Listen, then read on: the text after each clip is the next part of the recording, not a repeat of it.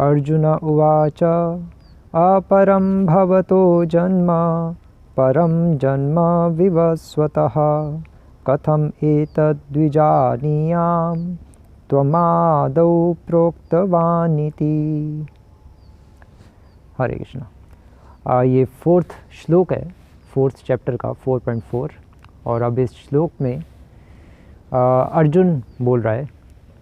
अर्जुन भगवान कृष्ण से कुछ प्रश्न कर रहा है। क्यों कर रहा है? क्योंकि पिछले श्लोकों में भगवान कृष्ण ने अर्जुन को बताया कि अर्जुन, मैंने ये ज्ञान सर्वप्रथम सूर्यदेव विश्वान को दिया। दूसरे श्लोक में भगवान ने बताया कि फिर ये गुरु परंपरा से ज्ञान आगे आया, लेकिन धीरे धीरे वो परंपरा भी छिन भिन हो गई, खत्म हो गई। और फिर भगवान कह रहे हैं कि आज वही ज्ञान मैं तुम्हें दोबारा दे रहा हूँ, क्योंकि तुम मेरे बेस्ट फ्रेंड हो और मेरे डिवोटी भी हो। अब भगवान ने इस तरह बताया, लेकिन अर्जुन ने कहा कि भगवान अपरम भवतो जन्म, कि अपरम का अर्थ है कि आप तो छोटे हैं, परम का अर्थ होता है सुप्रीम, और अपरम का अर्थ होता है जूनियर, जो सुप्रीम नहीं है। तो आप तो जूनियर हैं, भवतो मतलब आप जूनियर हैं जन्म में, परम जन्म विवस्वतः, और विवस्वान जो है सूर्यदेव विवस्वान, वो जन्म में परम सीनियर हैं। वो तो लाखों वर्ष पहले हुए थे, आप अभी हुए हैं, आप वो मेरे साथ की एज के ही हैं। कथम एतत् द्विजानीयाम, तो अब ये मुझे बताइए कि मैं कैसे मान लूँ कि आपने सूर्यदेव विवस्वान को गीता बोली है।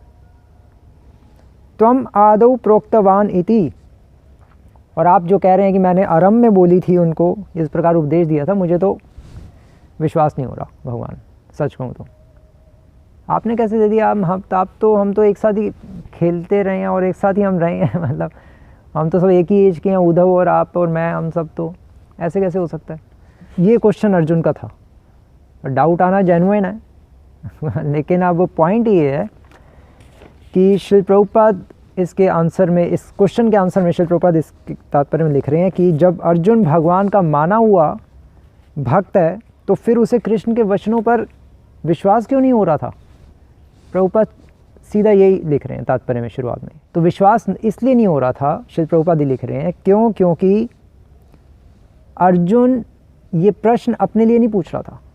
अर्जुन ये प्रश्न डीमंस के लिए पूछ रहा था, जो एथीस्ट हैं, जो नास्तिक लोग हैं, जिनको भगवान पे विश्वास ही नहीं है, उनके लिए अर्जुन ये प्रश्न पूछ रहा था, ताकि एटलीस्ट उनको पता चल जाए जब भगवान ही अपने मुख से बोलेंगे तो उससे बड़ी अथॉरिटी कौन हो सकती है। ये एक मुख्य कारण था अर्जुन के ऐसा बोलने का। और इस श्लोक को एक समझने का दूसरा दृष्टिकोण भी है। अगर हम इस श्लोक को एज इट इज़ ले लें कि अर्जुन क्वेश्चन पूछ रहा है, तो वो भी ठीक है। अगर वो कंफ्यूज हो रहा है तो एज इट इज़ ले ले तो वो भी ठीक है। क्योंकि अर्जुन को भगवान ने योग माया के अंडर में डाला था। अर्जुन एक कंफ्यूज्ड होकर एक क्वेश्चन पूछ रहा है ना, नियोफाइट की तरह, बिल्कुल कनिष्ठ की तरह। क्योंकि भगवान कृष्ण ने अर्जुन को महामाया में नहीं डाला था, योग माया में डाला था। इसलिए तो उसको विश्वास है कि ये भगवान है, तभी तो उनका शिष्यत्व स्वीकार किया और गीता सुन रहा है और पूछ रहा है कि मेरा क्या कर्तव्य है, अब आप ही मुझे बताइए, मुझे तो समझ नहीं आ रहा, मेरा तो गंडी भी हाथ से खिसक गया।